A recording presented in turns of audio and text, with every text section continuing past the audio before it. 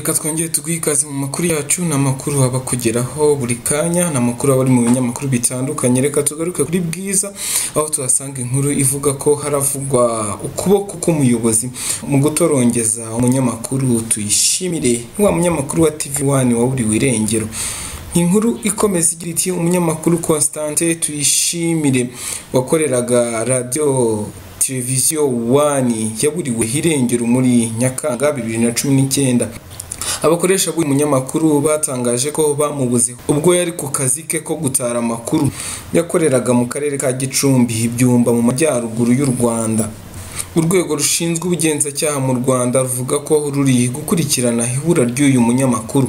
Umunyamakuru Tuyishimire Constante yavuze kuwa kabiri tariki ya 16 Nyakanga 2019 umugore we bamaranye imyaka 8 Placidia w'Abasindi na radio na televiziyo 1 batanze ikirego mu rwego rw'igihugu rw'ubugenzacyaha RIB ko uyu munyamakuru yabuze. Urwego narwo rwatangaje ko ruri gukurikirana iki kirego.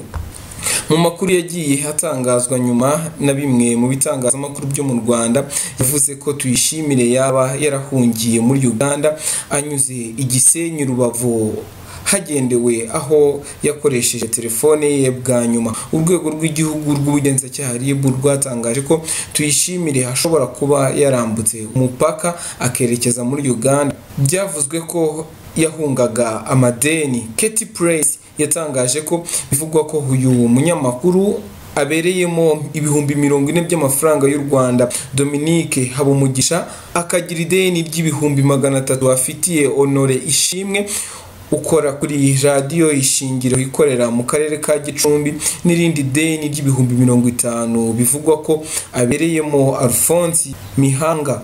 Yose hamwe akaba ari ibihumbi 490 by'amafaranga y'u Rwanda. Nyuma yo gutangaza ibyavuzwe haruguru, mu Gushyingo 2019 Bwiza.com yabagejejeho inkuru yavugaga ko umunyamakuru Tuyishimire yagaragaye i Bujumbura yakubiswe yagizwe inteye. Byumvikanye neza uko uyu munyamakuru yaba ageze mu Burundi. Ideni rituma umugabo ahunga hagendewe ku buryo amafaranga hakwirakwira kuva ku muntu umwe hajya ku wundi.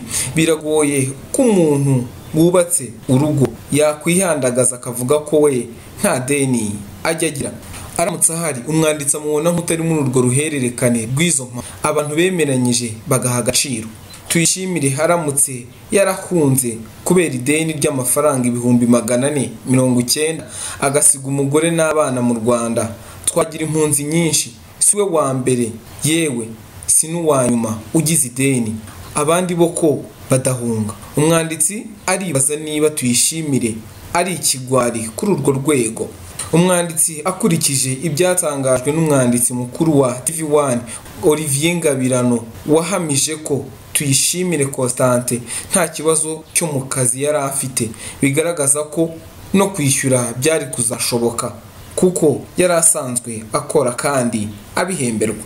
Bwiza.com yanyuzwe manuma ku mpamvu zagiye zitangazwa ko zaba zaratumye uyu mugabo ahunga.